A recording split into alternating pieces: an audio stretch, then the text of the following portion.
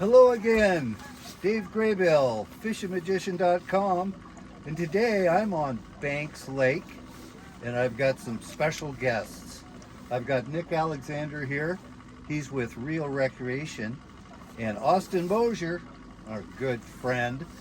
He's taken a day off to help us out with a little project today. The Triple Fish Challenge, the Banks Lake Triple Fish Challenge, is coming up in just a couple of weeks. And we wanted to get out here and see what we could do about catching the fish that qualify for the tournament. Nic, give us an idea of what the tournament's all about. So the Triple Fish Challenge is a difficult tournament that challenges anglers to catch 3 species of fish. So we ask anglers to catch a bass, either a largemouth or a smallmouth, a walleye, and then a third fish, which we refer to as a kicker fish, which can either be a rainbow trout or a whitefish. And the objective is to catch 3 species 2 days in a row, which has challenged anglers for a number of years. That's right, it's in the early spring, and things are just starting to happen. Nic's already had some good days fishing for smallmouth bass out here in the lake. The trout fishing is actually better than a lot of people realize on Banks Lake, and I think we know where to find them today. And we've done some very early pre-spawn fishing for walleye out here in the past, haven't we? Oh yeah, yep. I used to guide on this lake a lot, and this time of year is kind of challenging. But once you find them, they're kind of hungry, and you'll get some fish. So I'm excited to get into them and see what we can find. We did a video a few years ago on pre-spawn walleye fishing out here, and we had a great day. Yeah. So we're looking forward to chasing down 3 different species, at least, maybe even a whitefish today, so we can give you guys some idea on some techniques that just might work in the Banks Lake Triple Fish Challenge. Okay, so we're out here on Banks Lake, and I want to show you guys one of the techniques that I like to use in the early season. Now, this is going to work for you guys in this Triple Fish Challenge. The one thing that you can't use live bait, so I wanted to show you guys kind of what I'm using, the trolling technique, the different rod that I'm using, the line. I'll give you all of it right now, and I'll talk to you a little bit about the bait that I'm using on the end of the hook, because it's not a worm, but it looks like a worm. So anyway, I like a nice soft rod on the tip, a little bit more backbone in the middle. I like it to have that little bit of a softness into the tip. I got a line counter reel on here. I like line counter reels so I can get back in the zone quicker, especially when I'm fishing plugs. I know how far to let that line out, and it helps me to repeat my successes. So if I have it out at 100 feet, I just put it back out at 100 feet. So line counter reels can be real important, and it can be helpful. You don't have to have them, but it's a nice tool to have. So on the business end of this thing, we have a bottom walker here. This is a 2.5 ounce bottom walker. So on my boat, I run 6 rods. This is the back rod. So we're fishing deep today. We're in anywhere from 60 feet to 40 feet of water, and we're trying to target these walleye on the bottom. It's cold water conditions. We're in 45-degree water conditions. It's the end of March time frame. And so in the bow, I got a 4 ounce, I got a 3 ounce in the middle, bottom walker, and a 2.5 in the back, just to get that separation so I don't have tangles.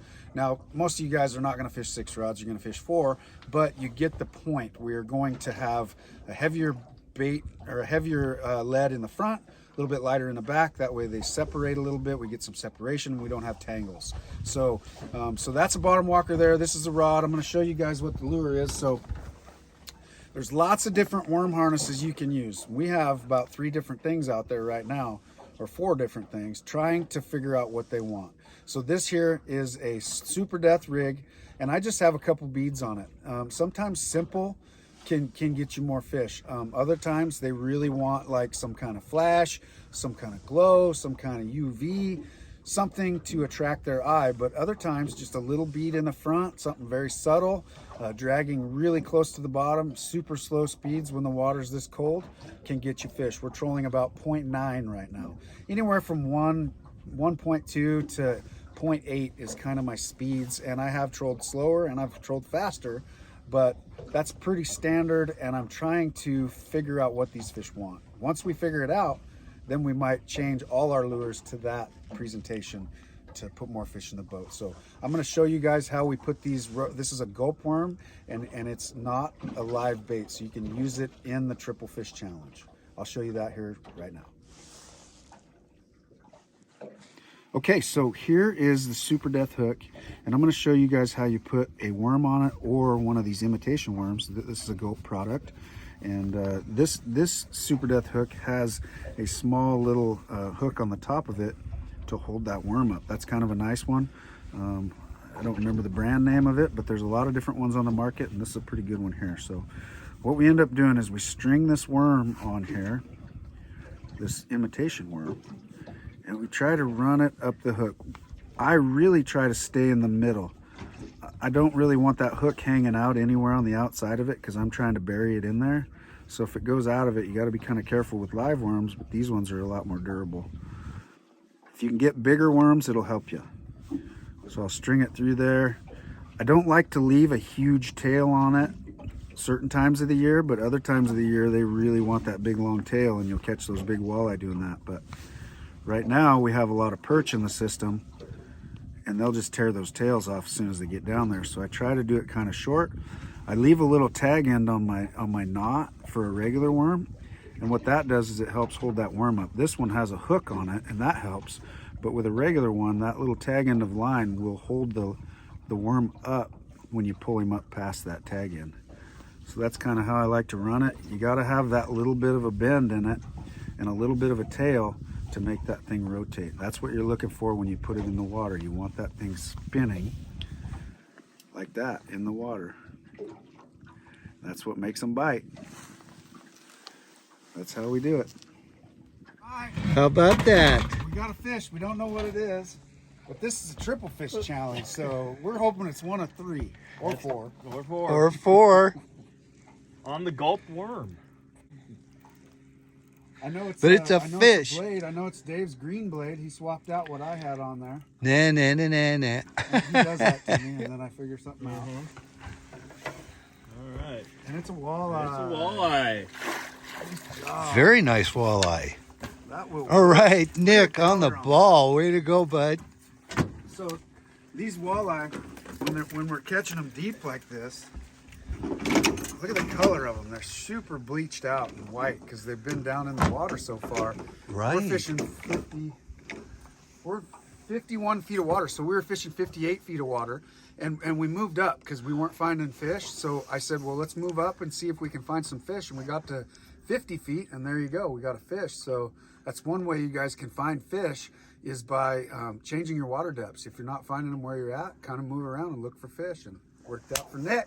Nice job, buddy. Good job. Thank Way you. to go. Way to go, Austin. Well, you know, we're having a great time out here, but you know what?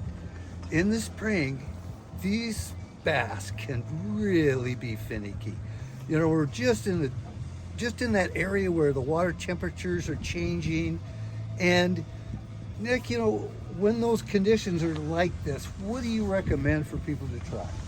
You know, I've told the same thing to a number of people over the course of the years we've been doing this triple fish, and I'll show a couple things.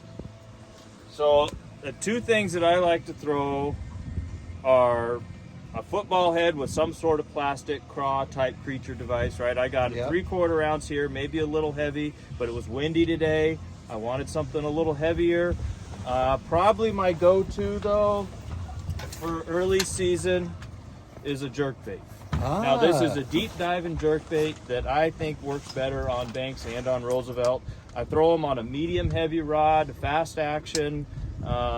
You know, it's something that it takes a little practice to get used to, but it's a very effective early season. Now, do you let that sink a little bit? Does it sink at all, or does it just suspend? So this is a suspending lure. We cast it out there. We give it a couple twitches on a little bit of slack line. Yeah. And then it will suspend at whatever depth that is. This one runs 6 to 9 feet.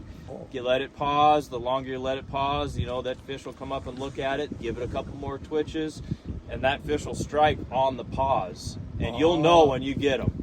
Oh, that's great. That's great. And today, you know, again, because of this cold water, we were having a tough time. We were trying all kinds of different things. And it just occurred to me that, you know, cold water, let me try fishing real slow.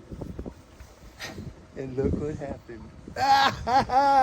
Good old Senko that I put on just a casting rod. And I want to tell people to fish slow. I'm impatient to the point where you see I put a little bullet head weight on the top of the Senko just so it gets down to the zone faster. But then I let it sit and retrieve very slowly. That's something my wife taught me to do because I'm too impatient to do it right. But look at the quality of the fish you can get here in the spring. This is pre-spawn, little male here. And I tell you what, you can have a good time once you figure out what they want. And that's the fun of bass fishing. And I'm sure looking forward to this year's Triple Fish Challenge, I'll tell you that. Thanks, Dave, for showing me how it's done. Okay, we're out here today and we are doing this Triple Fish Challenge again. You've already seen a few of our little tips, you know, to help you guys catch more fish. But so we got our bass, we got our walleye, we came out and we wanted to catch a trout. So what we did for our trout is we put out a couple of different presentations, trolling presentations with side planers. And this is the one that got us a fish today. And you can see that hook's missing on it. Normally there's another treble hook there, but it snapped off in the net. It's a pretty nice fish. I'll show you that here in just a second. But what I want to tell you about trolling with crankbaits and any other type of trolling, and I've mentioned this before, is these line counter reels can really help you to repeat your successes, basically. So we had this one out at 120 feet. That is a Shad Rap number 5. So that was diving down about 9 feet at 120 feet back. And then we put a side planer on it, which this got that out away from our boat. It got it close to shore. This was actually the outside rod, which was within about 30 to 40 feet of the shoreline. And that fish just nailed it. So that is a great tool for you guys to help get those lures out away from your boat if you're spooking fish, or also to get it closer to shore. And we tried a bunch of different little presentations today. Shad Rap number 5 was one of them. We tried this broke back. This is a J9, I think. Yep, J9. And that pattern's a good one for trout as well. We also tried a fly that I fish up on Roosevelt. It's just a muddler fly with a blade in front of it, and then I have a weight, an inline weight here to try to get it down. We didn't have any takers on that. We worked hard today to get these fish that we got for you guys, and we wanted to show you how we do it, and hopefully this helps you guys have a little bit more success. But I'll show you the fish we got. It's a really nice trout. So Banks Lake has some trout in it that are just beautiful fish. I mean, look how shiny that thing is. And old Nick, when he was reeling that thing up, I thought maybe it was a kokanee, but it wasn't. It's just a beautiful trout, and what a fun day it was. So try those techniques out and see if they help you in the Triple Fish Challenge. Well, we have finished a very successful day here on Banks Lake. Trying to show off for the Banks Lake Triple Fish Challenge, we challenged ourselves today on how we can catch at least 3 species. And we've shared exactly how we did that too, which I think is really important to give you people an edge when you sign up to participate in the Banks Lake Triple Fish Challenge. Now, we talked a little bit with Nick on the sort of the structure of the event and the whole idea of the triple fish. But one of the things I really appreciate the event is its focus on youngsters. And it's really one of the goals of Real Recreation is to get young people involved in fishing. And so you've created a very special feature of the Triple Fish Challenge on Friday prior to the fishing that's focused on trout and kids. Yeah, you bet. You know, that was came from an idea of, man, we weren't getting enough kids, or we wanted to get more kids involved. How are we going to do that? Not everybody has a boat. Not everybody has access to getting on the water like we did today. Well, instead of trying to get these kids on a boat and to the fish, let's bring the fish to the kids. So that's what we did. So this year we're going to have, you know, as many as 350 rainbows brought into a netted area at Cooley Playland, and give the kids an opportunity to fish for free and catch 3 to 5 pound triploids at no cost. And again, that's like you said, that's what real recreation is all about. Our mission is to get kids engaged in outdoor activities such as this. Yeah, well, that's terrific. That's fun. If you can admit, it's worth the price of admission just to see the smiles on these kids' face. Many of them are going to catch the first fish they've ever caught, and it's going to be one of those big rainbows. It's just Absolutely. fantastic. Yeah. Just fantastic. Well, there's a lot to look forward to this year in the Banks Lake Triple Fish Challenge. Got to thank Austin Moser here. You know, we did work hard today to make this happen, but we managed to get a nice walleye in the boat. Nic landed that one, and then we worked even harder to catch a bass, which is really unusual at Banks Lake. I mean, that's usually the easiest thing to do for most people. I've had nothing but great success bass fishing up here. And then we got that one in the boat, and now it's Austin's turn, and he wasn't going to mess around. He talked about how he uses side planing techniques, and it is deadly, and it really works well, as he talks about in his segment, of getting really close to shore, even with these shallow running plugs that we were using, and it worked very successfully. So I hope you've enjoyed our little presentation here on the Triple Fish Challenge. I hope you're able to learn something today from our local experts and have a great time. I mean, this is something that's, again, it's a family-friendly event, and it's just meant to have a lot of fun.